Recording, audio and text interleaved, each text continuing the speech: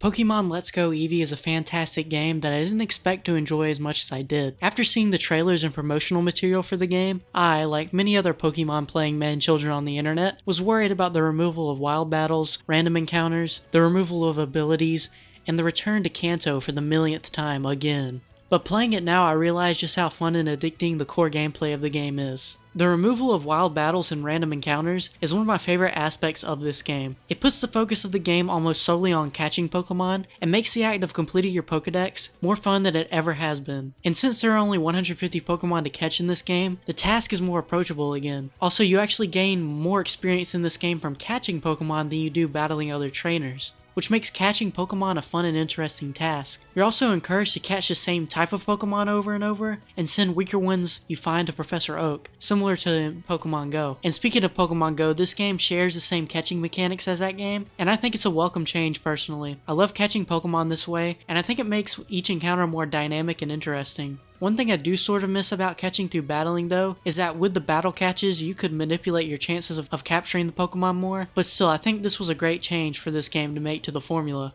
There's something exciting about throwing the Pokeball physically as a player, and having a higher chance to catch it based on how good your throw was. Also, the berry system is really good. I like how you can make the Pokemon easier to catch with certain berries and have them stay still by using certain berries.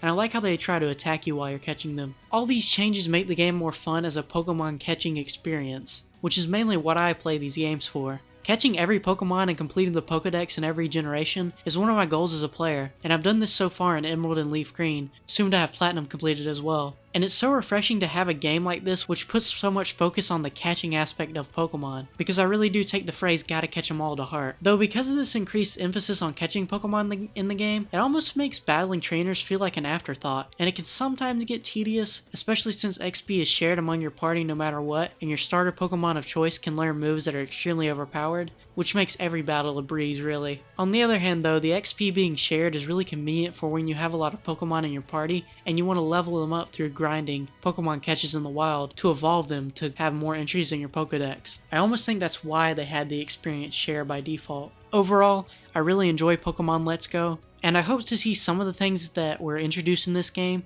carry over to Generation 8. For example, no more random encounters. Seeing the Pokemon on the map and then going up to them physically is one of my favorite changes in this game, and I think Gen 8 could benefit from having this change implemented. I don't see a reason why they wouldn't keep it. Another thing they should definitely bring over is having Pokemon follow you, as well as having certain Pokemon be ride Pokemon. That's one of the most charming things about Pokemon Let's Go, and it's something that just needs to be a staple from now on. Having the Pokemon follow behind you helps to establish an emotional connection with your team, and it just makes everything feel more personal to you. Also, some quality of life features that need to carry over is having the Pokemon box in your inventory. This is so convenient for just switching Pokemon in and out of your party on the fly, as well as being able to nickname your Pokemon whenever you want. These changes need to carry over to Gen 8, and it would make Gen 8 one of the best Pokemon games ever. That's all I have to say about this game though. Leave a like if you enjoyed this video and subscribe to my channel for more videos like it.